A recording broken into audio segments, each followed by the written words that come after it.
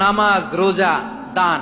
দেখেন, নামাজ, রোজা, দানের চেয়েও বড় কোন শ্রেষ্ঠ ইবাদতের কথা আমি কি তোমাদের বলবো না? সাহাবারা তো অবাক, বলে কি নামাজের চেয়ে বড় ইবাদত, রোজার চেয়ে বড়, দান করার চেয়ে বড় ইবাদত? সাহাবীরা বললেন, বালা ইয়া রাসূলুল্লাহ, নবী বলেন। বিশ্বনবী বললেন, নামাজের চেয়েও বড়, রোজার চেয়েও বড়, যাকাতের চেয়েও বড়, সাদাকার চেয়েও বড় একটা ইবাদত আছে, আমি কি তোমাদের বলবো না? সাহাবারা বললেন, ইয়া রাসূলুল্লাহ, বালা, অবশ্যই বলবেন, সেটা কি?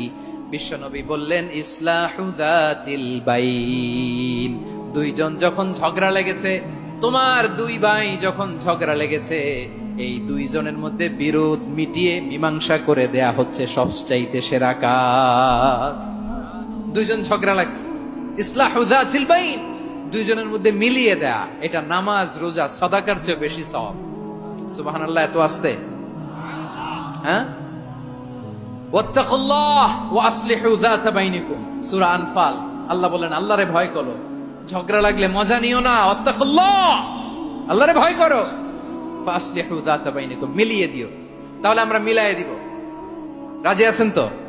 তাহলে আমরা এক উম্মাহ, এক উৎস থেকে এসেছি, এক দেহ, এক প্রাণ। আমাদের সম্পর্ক বড় মজবুত, সীসাঢালা প্রাচীরের মতো, কেউ টলাতে পারে না, কেউ ভাঙতে পারে না, ঠিক কিনা? আবার আমাদের সম্পর্ক হলো ভাই ভাই। আমরা ঐক্যবদ্ধ থাকার জন্য দুনিয়ায় এসেছি। কেমন করে ঐক্যবদ্ধ থাকতে হয় দুনিয়াবাসীর শেখানোর জন্য এসেছি। আল্লাহ বলেন, ও নবী, শুধু মুসলমানের মধ্যেই ঐক্য করলে হবে না, প্রয়োজনে ইহুদি নাসারাদের সাথে ঐক্য গড়ে তোলো। কথা শুনতেছেন? প্রয়োজনে আহলে কিতাবদের সাথে ঐক্যবদ্ধ হওয়ার আদেশ দিয়েছে কে? সবাই বলতে হবে, আওয়াজ করে বলেন। আহলে কিতাব, ইহুদি নাসারাদের সাথেও প্রয়োজনে ঐক্যবদ্ধ হওয়ার ঘোষণা দিয়েছে কে? বিশ্বনবী মক্কা থেকে মদিনায় হিজরত করতে গেছেন, ওখানে ইহুদিদের সাথেও কোয়ালিশন করেছেন। সুবহানাল্লাহ পড়বেন না? বনু কাইনুকা, বনু নাদির, বনু কুরাইজা, এই তিনটা দলের সাথে বিশ্বনবী কোয়ালিশন করেছেন একসাথে। কিন্তু তাদের বিশ্বাসঘাতকতার কারণেই তারা বহিষ্কৃত হয়েছে মদিনা থেকে। বিশ্বনবীর এখানে কোনো দোষ নাই, বিশ্বনবী ঐক্যবদ্ধ হতে চেয়েছেন। আল্লাহ তাআলা নবীরে বললেন, নবী তুমি তাদেরকে বলো, ও আহলে কিতাবের ভাইয়েরা, ইহুদি নাসারারা, এসো এসো এসো, আমরা এমন একটা বিশ্বাসের প্রশ্নে একত্রিত হই, যে বিশ্বাস তোমাদের নবীরাও প্রচার করেছে, যে বিশ্বাস আমিও প্রচার করি, যে বিশ্বাসের কথা তোমাদের পবিত্র ধর্মগ্রন্থগুলোতে রয়েছে, আবার যে বিশ্বাসের কথা আমার কোরআনের মধ্যেও রয়েছে, আসলো ওই কথায় আমরা একত্রিত হই। সুবহানাল্লাহ। তাহলে ভিন্ন ধর্মী তাদের সাথে যখন আমরা ঐক্য করব, কিসের উপর ঐক্য?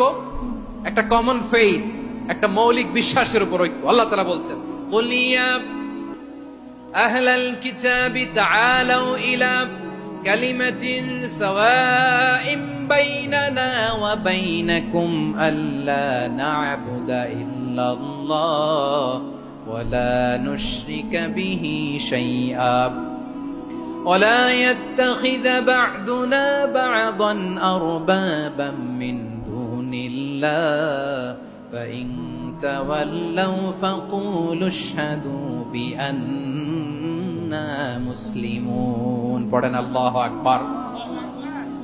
রব্বুল আলামিন বিশ্বনবীর ডেকে বললেন, নবী তোমার প্রতিবেশী ইহুদিদেরকে ডেকে বলো, তাআলাউ ইলা কালিমাতিন সাওয়াইন বাইনানা ওয়া বাইনাকুম, ও ইহুদিরা, আসো এক টেবিলে বসি, আসো এমন একটা কথার উপরে আমরা সবাই একমত হয়ে যাই, যেই কথা তোমরাও মানো আমরাও মানি, সেটা হচ্ছে আল্লাহ ছাড়া আমরা কারো ইবাদত করব না, আমরা সবাই মিলে ইবাদত করি একজনের, তিনি কে? আল্লাহ ছাড়া কারো ইবাদত চলবে না, আল্লাহর সাথে আমরা শরীক করব না, আল্লাহ ছাড়া নিজেরা নিজেদেরকে রব হিসেবে মানব না।